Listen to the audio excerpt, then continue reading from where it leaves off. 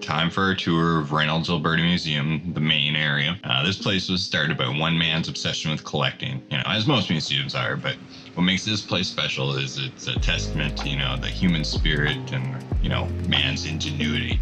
And some of the best displays are like right at the entrance as they show, exactly how machines work. All the machines here will use at least one or more of these simple machines to work, right? Yeah, you gonna help.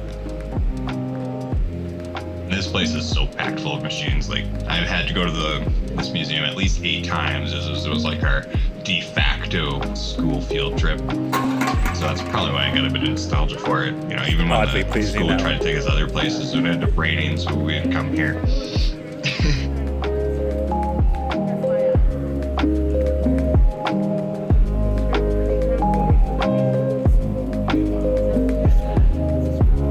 Okay, I get it. Wedges are awesome. All right. Oh yeah, the wheel and axle. That's where life's at. Ooh, and the screw, baby. Woo, effort. And the pulley. Okay, I get it, screw. Sheesh. Holy screw. Just taking out the whole show, are you? And despite having come here, uncountable amount of times, I always find something different or something I haven't actually noticed before.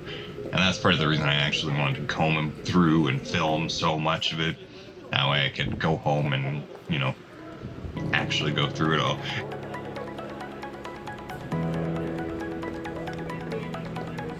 How about a chair with a wheel?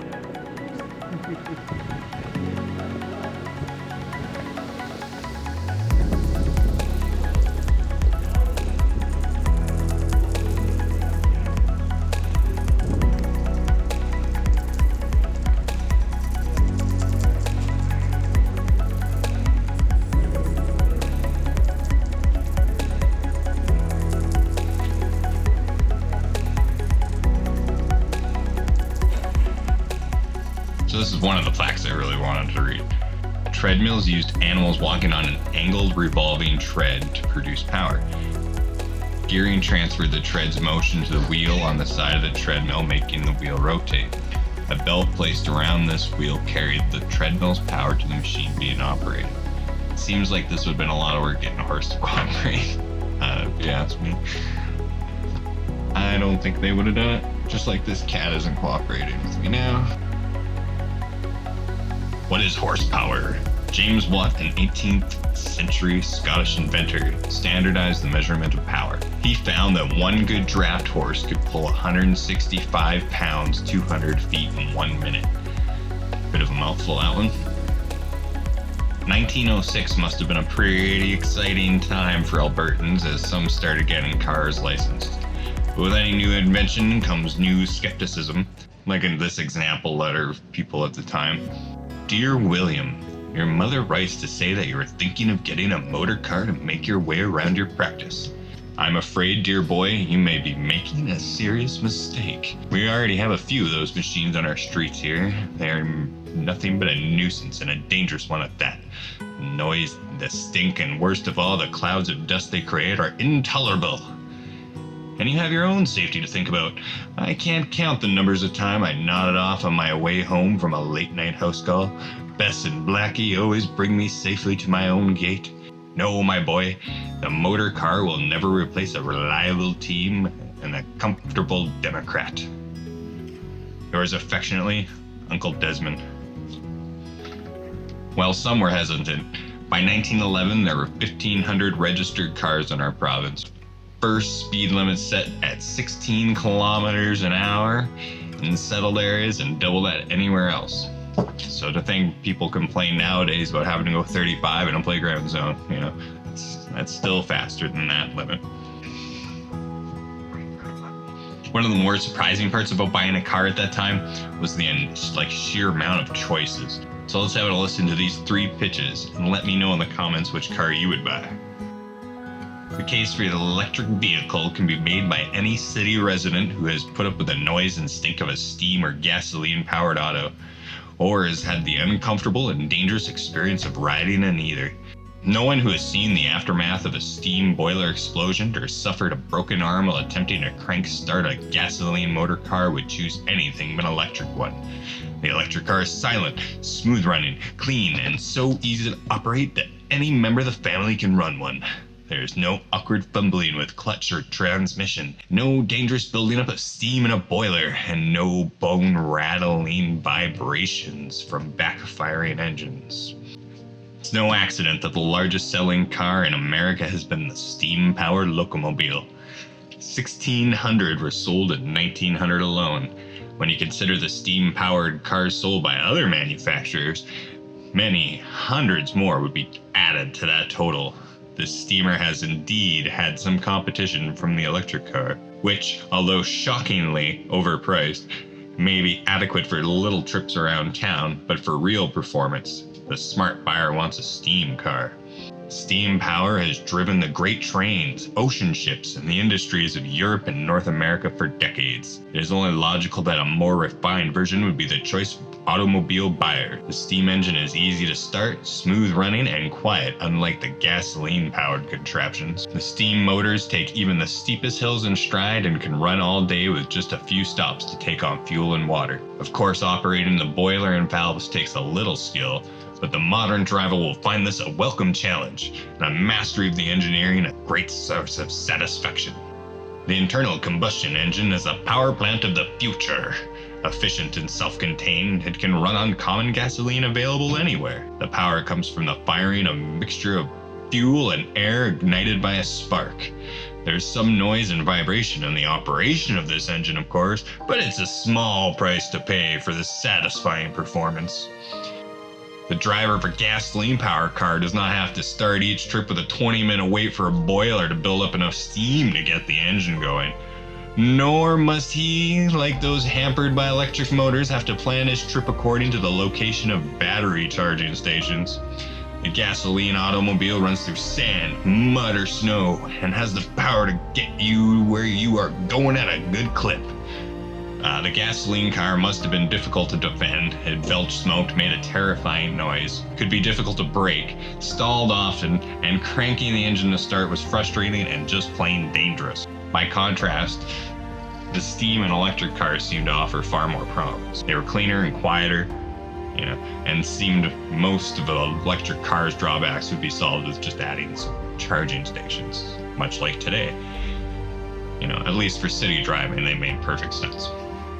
The phenomenal popularity of low-priced gasolines like Ford's Model T, introduced in 1908, began to tip the scales in favor of gasoline. In 1912, the electric starter was introduced for gas engines, banishing that annoying crank forever. Oh, I can see you turning them.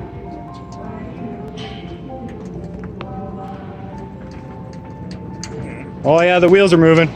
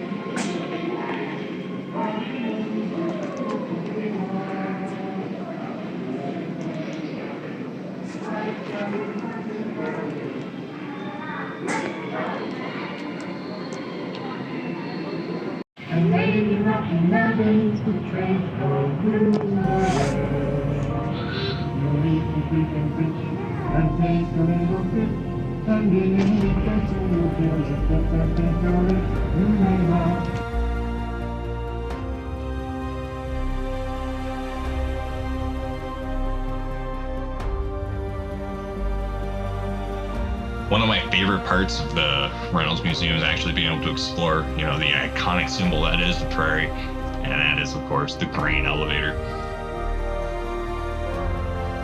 They've pretty well got a full, well-sized grain elevator in there with a 1928 Graham's Brothers 2-ton truck that was used on a farm in St. Albert.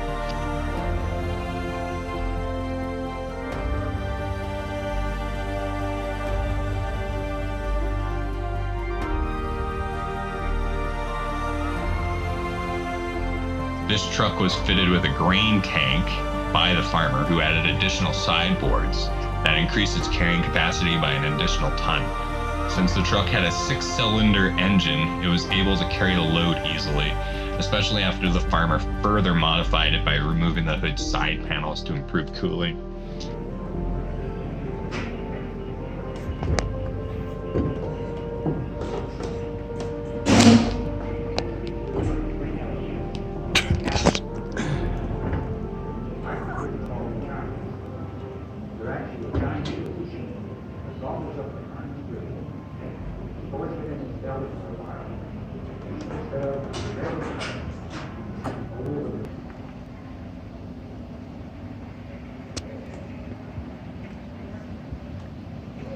It hasn't kept that in the main building because of all the grain dust. All it takes is one spark and the whole elevator can explode.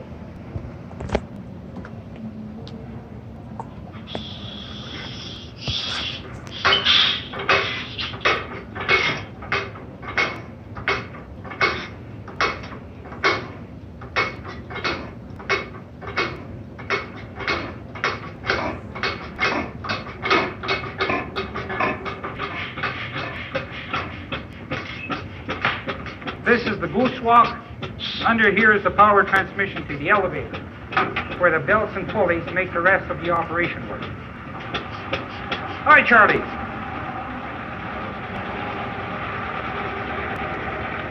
What has to be one of the best parts of the museum is the number of things you're actually allowed to touch and interact with, and while still having great practical examples of how machines work.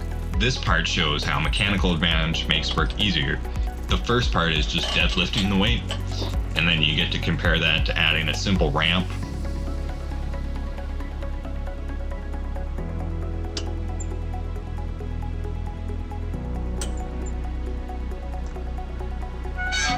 Or a wheel and axle.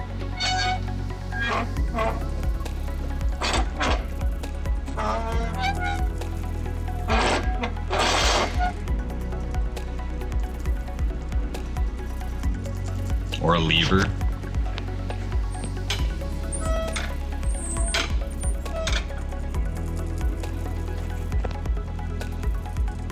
My favorite, the pulley.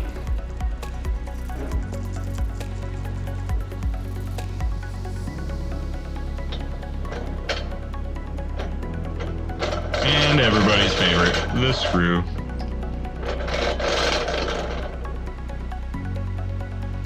The place is really crazy, basically having a full period style street indoors with the best feature of all, lights you can play with.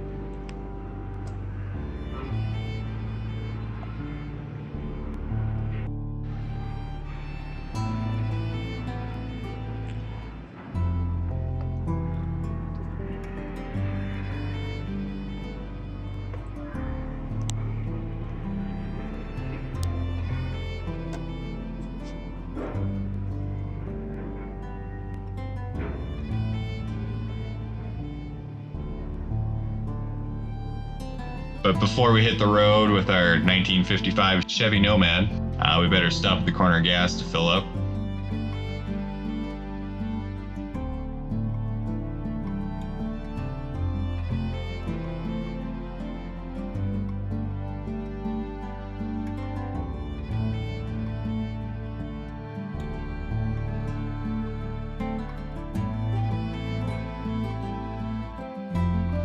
And while you're at the corner of gas, make sure to top up your oil,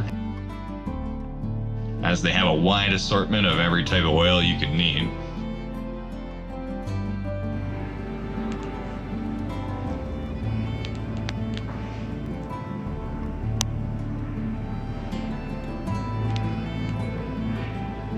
Well, I suppose before we actually hit the road, we should actually build a road first.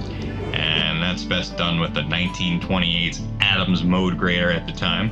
And this bad boy comes loaded with features like the engine can be hand cranked from either side to allow the tilt of the blade, and a spring-loaded floor with the cab to reduce the vibration, which you'd want when tackling Alberta's temperamental dirt roads, which are great when dry, but are become a pretty slippery mess when they're wet. This made finding a solution important, and Dr. Clark led the way in investigating if a mixture of heavy oil and sand called tar sand make a suitable road surfacing material.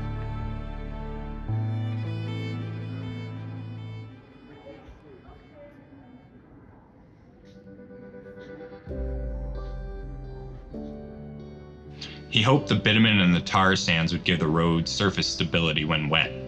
Working in his lab at the U of A, Clark and his team found that they could separate the bitumen from sand with a mixture of hot water and that tar sand. In the fall of 1923, his team of researchers worked bitumen into a section of road just outside of Edmonton. The road was inspected the following spring, and while it was found to be hard and stable, it was also found to be way too expensive for practical use.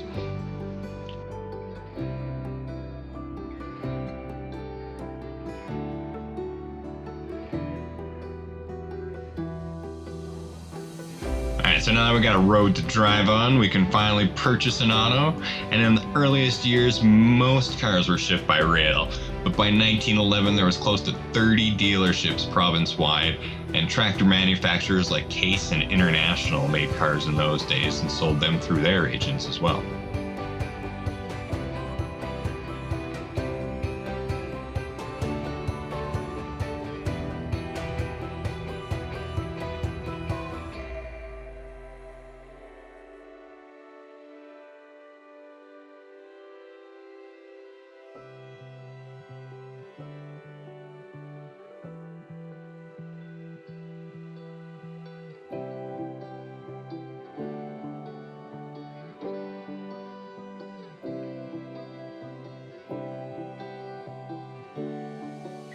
Alright, well, it looks like we've arrived at our destination. Let's chill out and watch a movie for a little bit.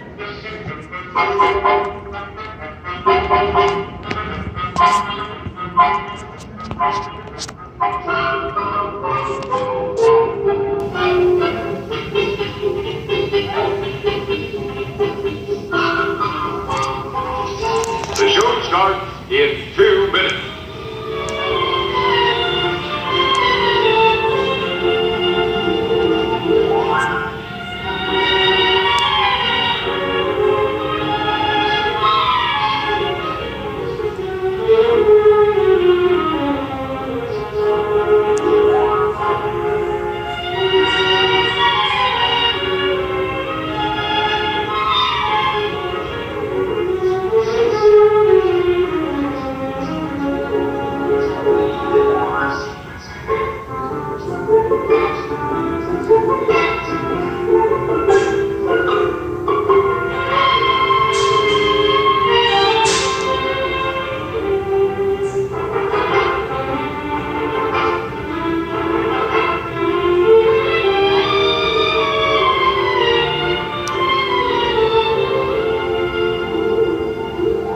The show starts in 1 minute.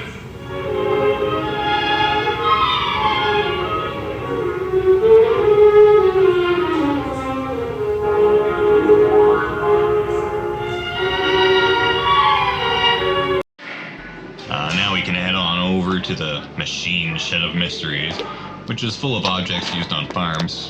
So let me know in the comments if you can name any of these. I confess I don't know very many of them.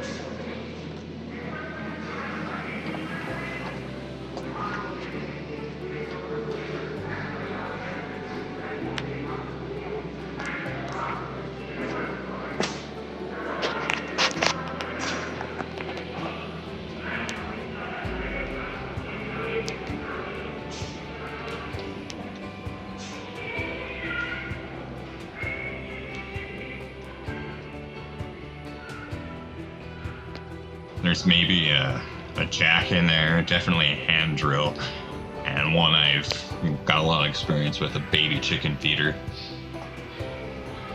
And then right after this area is something I can really relate to, is getting to school in the winter, which was a pain 20 years ago, let alone 100 years ago, I can imagine. And for many children across rural Alberta, they used horse-drawn cabooses to get to school. And the caboose would pick up children, much like a modern-day bus, only looking more like a shack on a sleigh. And some were home-built, while others were, built by blacksmiths or carriage makers, and they were out of wood or metal. All had windows and all were cold, apparently. Even the ones that had heaters, to the point that students and their lunch pails had to be thawed out by the wood stoves in the schoolroom. It wasn't until 1935 before Alberta's main highways were even plowed regularly, which made travel so difficult most motorists just opted for putting the car in storage or up on blocks, and then they'd get out the sleigh. Motorists could even turn their license in and get a partial refund for the year. Imagine having to do this, all right? At night, the driver would bring the battery in, keep it behind the stove, and when they were getting ready to leave in the morning, they would take the hot coals from the stove to place under the oil pan, and then have to pour hot oil into their radiator. After all of this, you're still pretty lucky if your car would start. After the snow melted, it was time for the farmers to clear the brush with stump pullers. And even then, this newly broken land couldn't be seeded until it was worked into a smoother, flatter surface. For the average farm family, this meant seemingly endless trips back and forth across the fields, plowing, disking, harrowing, rolling, and packing, gradually working the soil into a seedbed.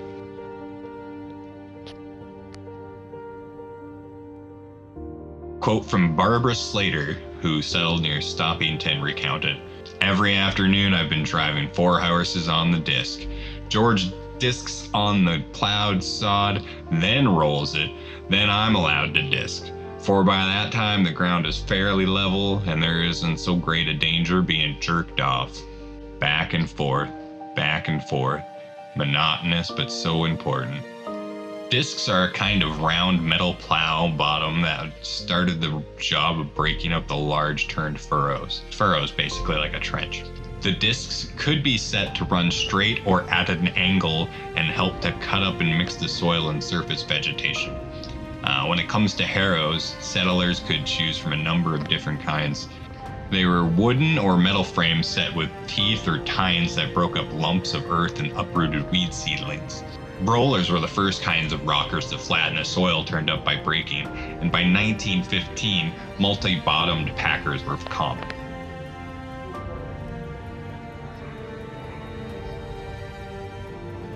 Once the ground got cleared, they could get to plowing, like the one that plowed this field by Camrose native Oscar Hugh in 1915, or with a Van Slyke plow that was manufactured in Edmonton. Now that the plowing was done, the planting could begin, and preparing the seed with fanning mills, which were hand-cranked machines that separated weed and diseased seeds from healthy kernels by a series of vibrating screens with various sized openings. And at the last screen, a small fan with a chain from the hand crank removed dirt and any lightweight seeds that made it through. The seed was often stored by pickling it in a formaldehyde and water solution, or by mixing the grain with copper or mercurial dust. When people first settled, it was still common to broadcast seeds, but as time went on, farmers switched to grain drills that opened up a furrow and dropped the seed right in and covered it back up. A lot like this seed drill that was designed for use with a tractor, but was used with a team of 4 horses up until 1940.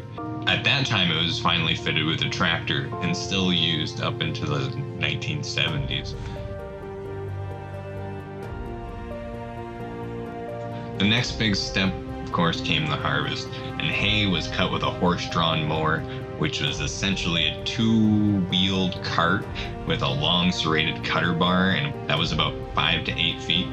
And training horses to pull the mowers could be difficult since they heard an ominous whirring behind their heels. And yeah, that sounds scary to me. And for the driver, riding the mower itself was hot and bumpy, and while trying to control his horse and straining to see objects hidden in the tall grass, Hitting even just a small rock could damage the cutter bar, and a large object could jolt the horses and send the driver tumbling from his seat. Then above all that, the weather had to cooperate. As once mowing starts, you needed an uninterrupted, hot, dry weather to get that crop in. And if you were lucky and your crop didn't mold off, the binder was your next step. This would cut the grain, tie the stalks together in sheaves, and drop the sheaves to the ground. And until the widespread use of swathers and combines, getting the harvest in depended on a binder. It took a little time for combines to catch on in Alberta, as farmers were concerned over their ability to deal with an unevenly unripened crop. But this all changed in 1922 when they ran trial runs with an impressive performance that earned it the name the Prairie Schooner.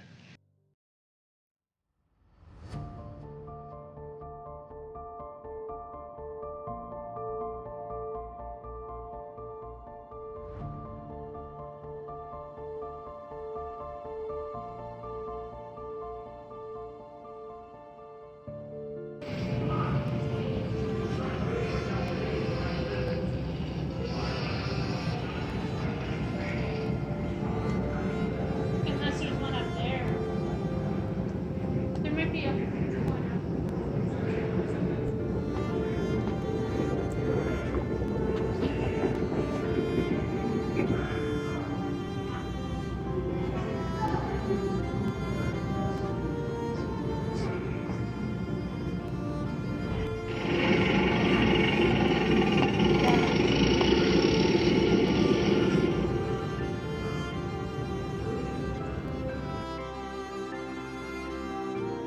Now it has to be probably the most memorable part for me as a kid, as we used to call this the Mech Warrior tractor thing. But it's better known as the Multiped, and it was created by Edward Snell of Edmonton in 1949, as he wanted a machine that could travel over muskeg and rough terrain. Wheeled vehicles often get bogged down in swamp-like conditions, so Snell wanted a tractor that would walk rather than roll, and the legs move independently, making the tractor walk. Snell's dream to design a machine suited to Alberta's conditions, embodies the creative spirit of Alberta's inventors and this museum.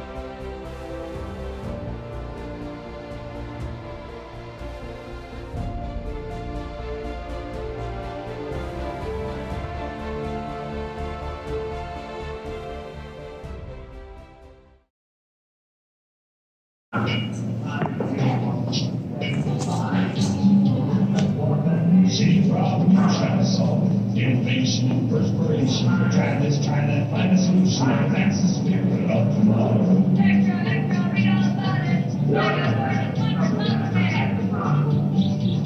That's an animated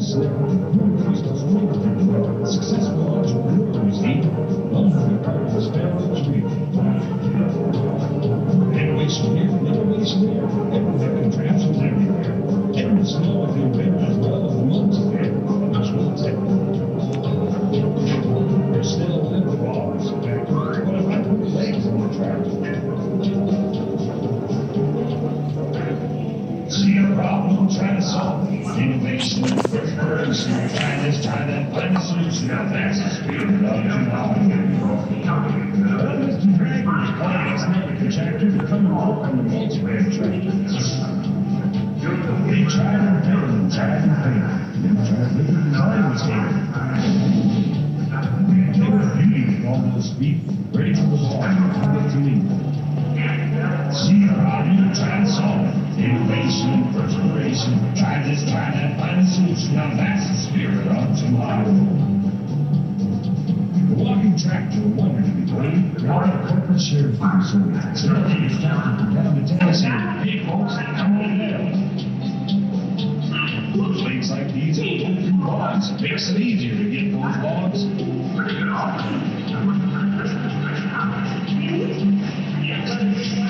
Turn it, show.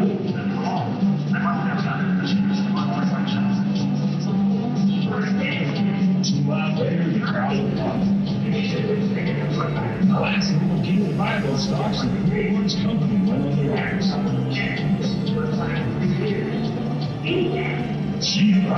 try to solve it.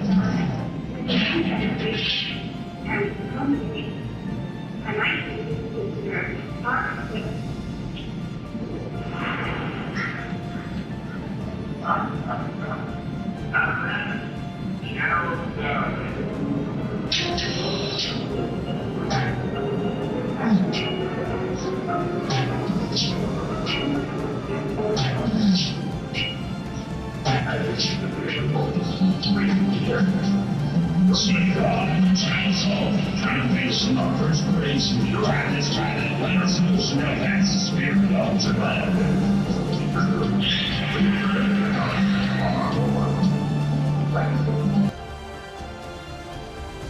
Near the end of the tour, they have an old car that's still in 2 stages of restoration that really highlights, the amount of work and love that really goes into the displays here. If you're interested in learning more and in the local area, once a year they host a 5-day course on museum quality vehicle restoration, and that workshop is in November, and you can sign up on their website there.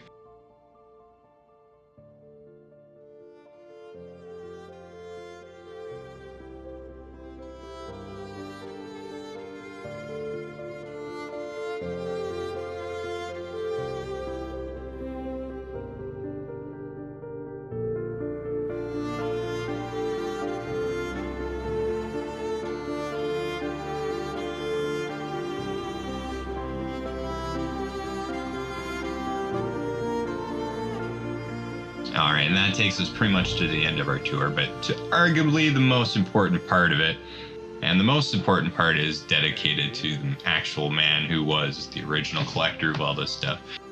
Stan was born in 1923 in Wetaskiwin, Alberta, and at a young age worked in his father's local garage after school until 1942 when he joined the Royal Canadian Air Force, serving in Great Britain for 3 years. When he arrived home, he made his own garage and learned about fixing up cars and started selling good quality used cars and eventually had like over 13 dealerships.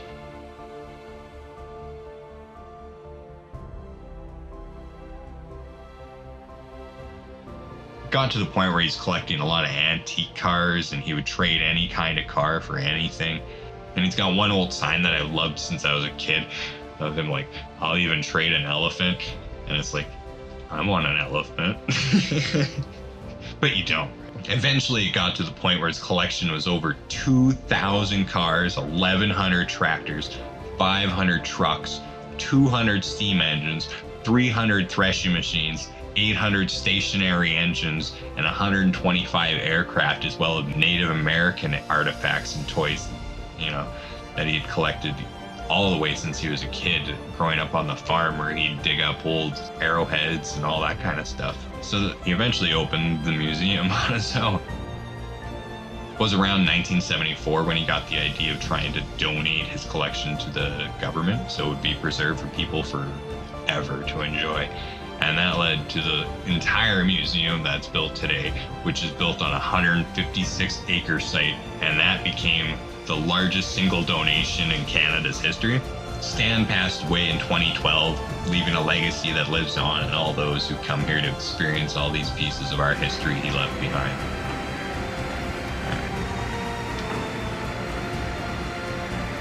So thanks for joining me on this tour.